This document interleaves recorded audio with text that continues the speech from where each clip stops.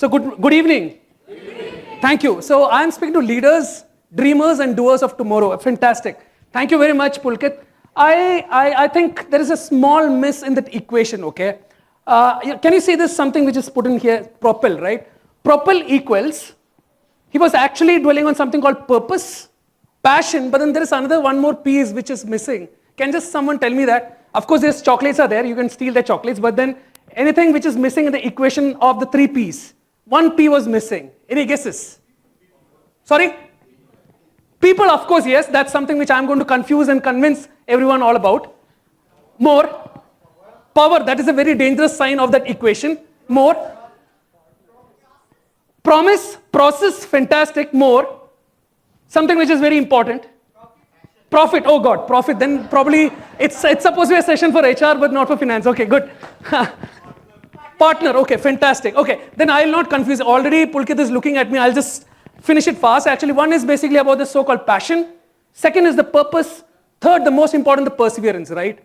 Then that's the equation. Or if you happen to draw these three circles, excellence or the so-called talent is in the middle of the so-called. And most important thing is everything needs a propel, this one. I think Pulkit has already done my first slide, so I don't know what to say. Right? Is this right? But do read the first liner and then read the second, okay? 3 points. And of course, yes, you have other set of things which is really adding up to the whole world of chaos, right? If you happen to see the 2.73 estimates, 7.6, all these numbers, what exactly are these showing up? Any guesses, any thoughts? Because most important thing, I'm sure some of you have picked up the book called Start with a Why. It actually tells us something called the golden circle, which is all about everything in life starts with why, then comes what, then comes how. So that's what I wanted to tell you all. So what does this indicate? Don't worry, I'll not eat up your time. What does this indicate? Because everything starts with a why, right? So that's what I wanted to connect the dots. Already Pulkit has set the agenda, but then I thought I'll just confuse you more. What does this indicate? Of course, yes, some statistics numbers or economic numbers or indicators, but what else is this triggering for the great HRs or leaders who are sitting here?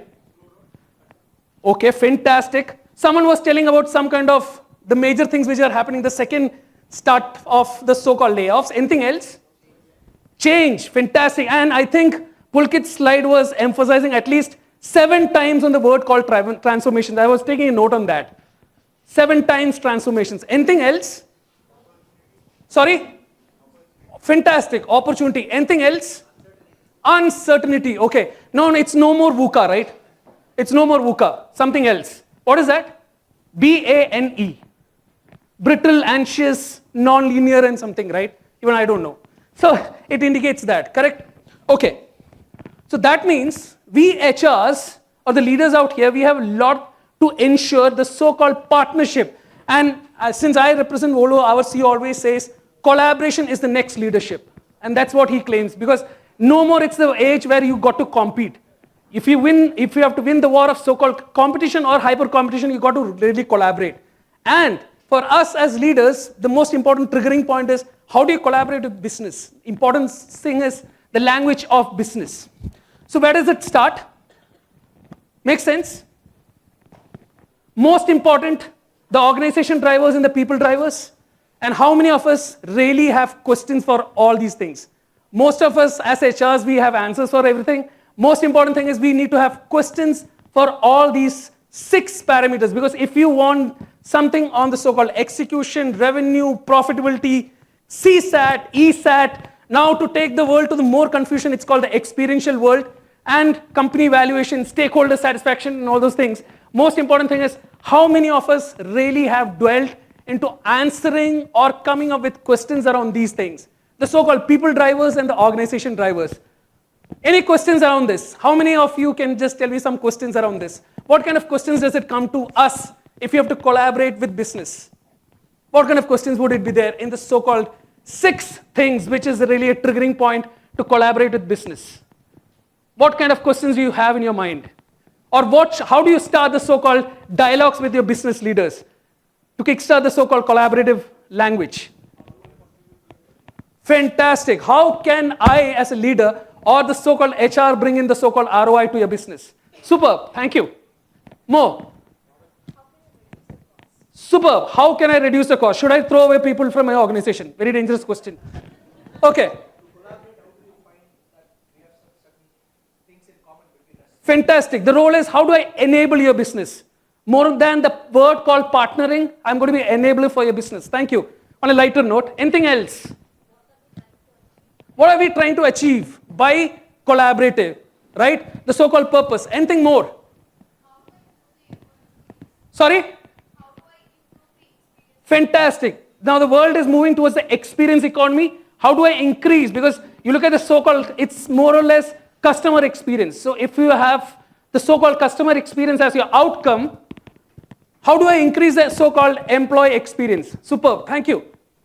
And it's called experiential learning. From the so-called design world, now it's called experiential learning. Thank you. More.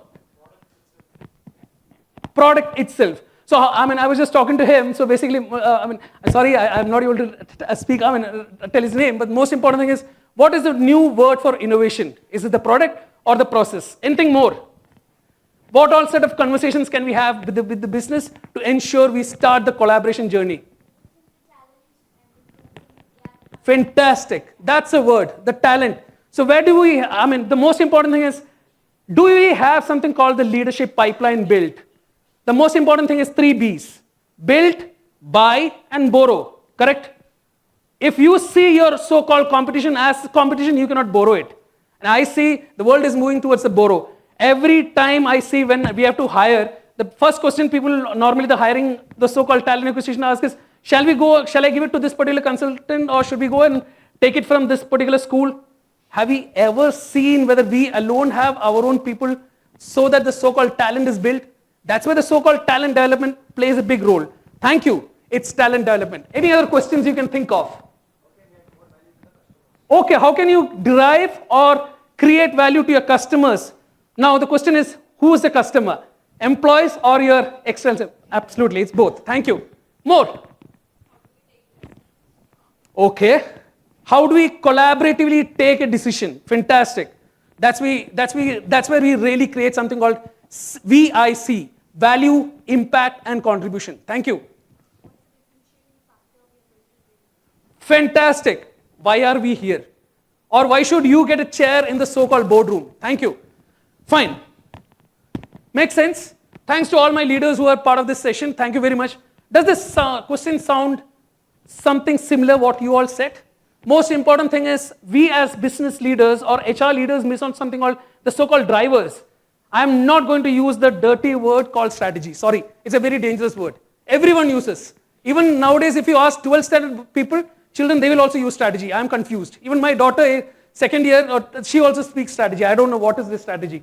18 years, still I'm inquiring what this word called strategy. But most important thing is, how many of us really understand the financial drivers? Really have you sit with the business and understand what exactly drives the business? As rightly said, if we have to generate business, what is COGS? All those kind of numbers. Second, very, very important aspect, what is my culture? And we as so-called leaders really play a critical role in so-called nurturing and developing the most important aspect called culture. The so-called 3 things, leadership, culture, and the so-called systems. That's what a job of a leader is. So that's where you play the major role. Important thing is, how many of us in this room really know the so-called leadership pipeline? When I say leadership pipeline, it starts with the so-called software engineers. How many of us in this room can tell me, okay, I know and I have built a pipeline for my software engineers to the so-called VPs of my business? Most of us, when we hear about leadership pipeline, automatically the trigger is, it's not our business. Succession planning, all those things are only meant for the people in the boardroom, only for the CHROs. No. As leaders, this is something is the key for the future, and we should be really looking for that. And very, very important, you look at any of the organizations, they are built in. And that's where sustainability index also comes into picture. Again, thanks to madam, she was just telling about in line with what is written. What exactly? I think I'll also speak a little bit of Gyan. If someone can just do some kind of Google, there is a fantastic, now also it's relevant, a fantastic article from Dave Ulrich. I forgot, it's about the capability audit and all those things. If I recollect, I'll just tell you, and that article is still relevant. It speaks about what exactly your organization should be known for. Your so-called capability is built by the competencies of the stars or your talent in your organization. That's when this particular question is very important.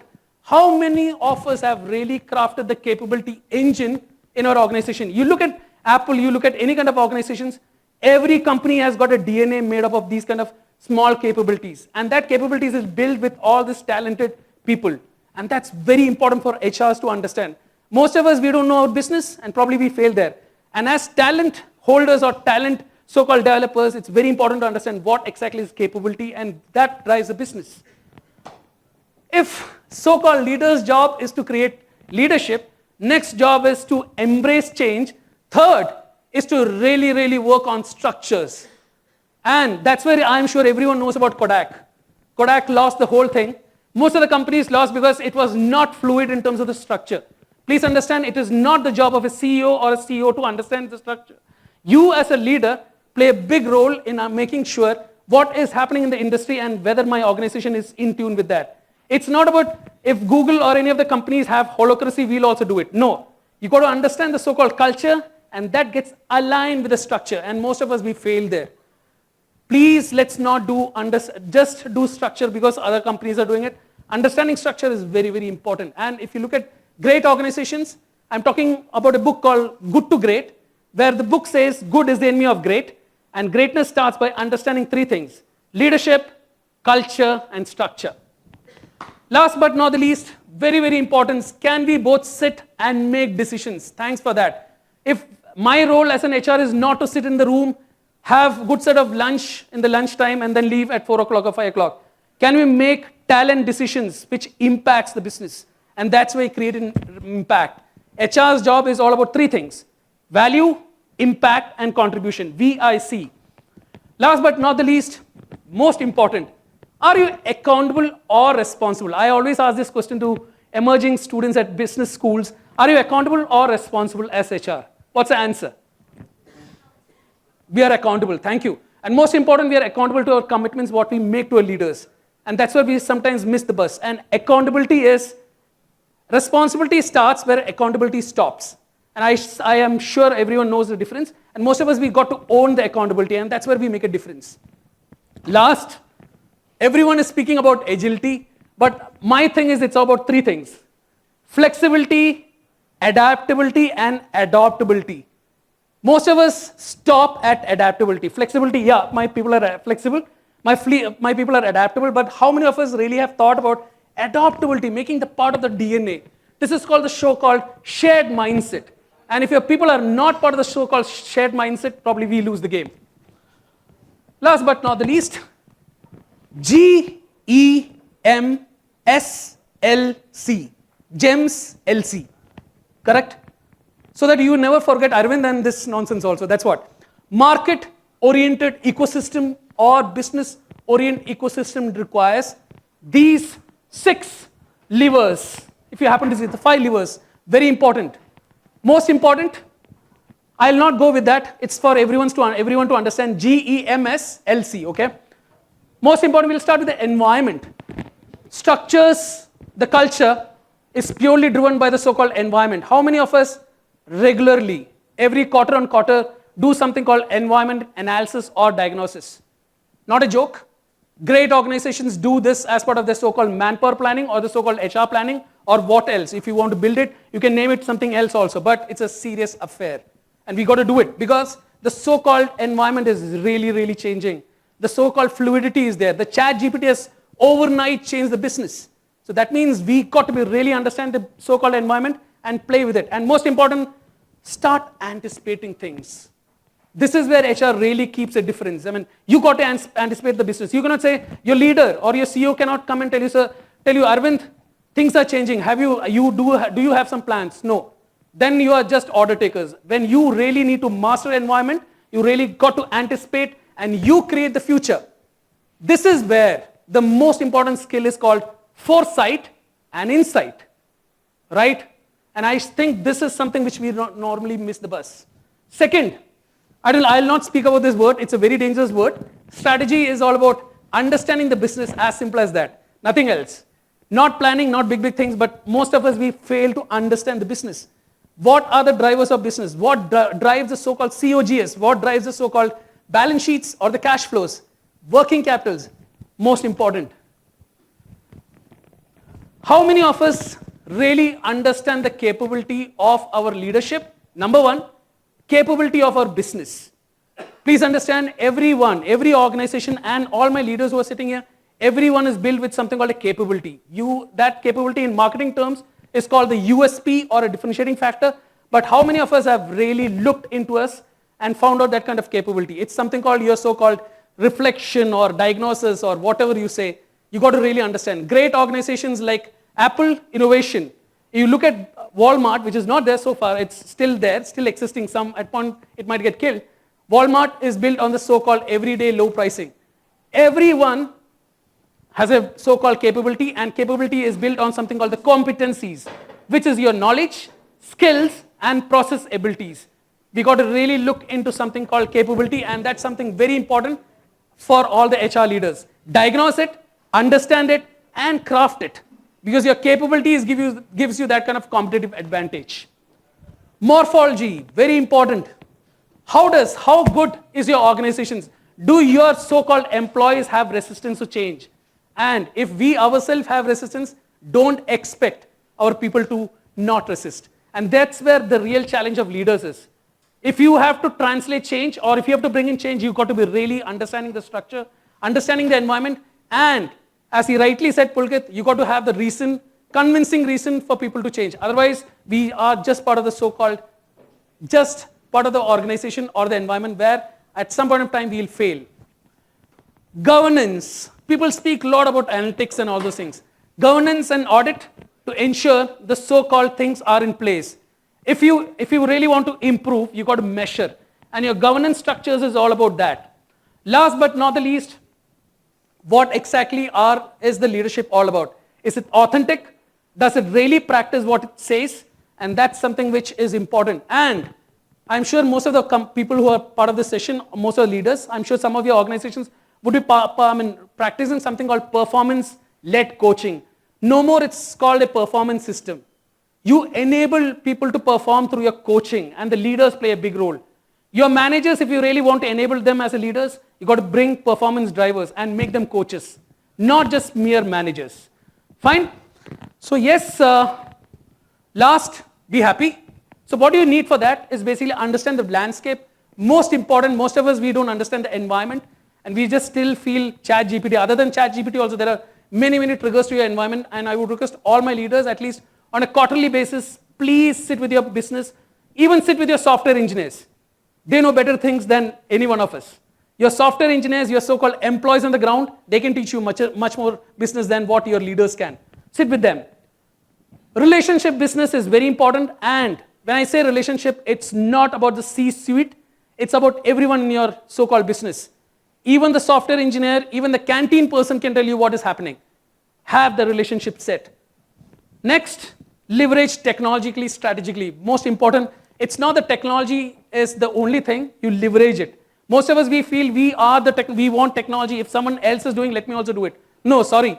We got to leverage the so-called technology, not just see technology as the end, because at the end, we are talking about people. Most important. Last but not the least, any guesses what is this H&M and EBM? Everyone knows it. Any guesses? You all make a lot of decisions, but most important thing is when you got to make decisions with data, you always need to keep EBM and H&M. What is that? Everyone knows it. Be rest assured. And be rest assured, this is the last slide. What is EBM and H&M? You all know it. H&M is not the brand. For sure, yeah. Sorry? Yeah. Looks like you're a marketing person, so no. Good, at least trying is more important. Sorry. H&M. Any guesses? You all know it. And this is something which is very important in the age of so-called technology, in the age of so-called ChatGPT or whatever you say it, AI, ML or DL or whatever said and done. H&M is the key. And this is something which sometimes when you become so much technology obsessed, you miss H&M. Any guesses? Human and machine. Okay, human and machine intelligence. Super. Big round of applause to her. Okay, looks like no one will, but it is wrong. Don't worry. Okay. It's actually called, now I forgot what I had in my mind. It's heart and mind. Correct? When you have so much of technology, most important thing is your heart and mind. And sometimes we forget the mind because you see, okay, after all, it's just a person. My technology is there to save me. No. And last but not the least, please, please, please practice. As HR leaders, most of us, we say HR analytics. But most important thing is, how do you really, really cultivate evidence-based management in your organization? Just don't take decisions on the basis of intuitions. When you have technology, really work on evidence-based management. So with this, I'll stop. Any questions, insights, and thoughts? Yeah, even this person is curious. Yep. If not, that's it. You have happiness around. Thank you. Thanks a lot.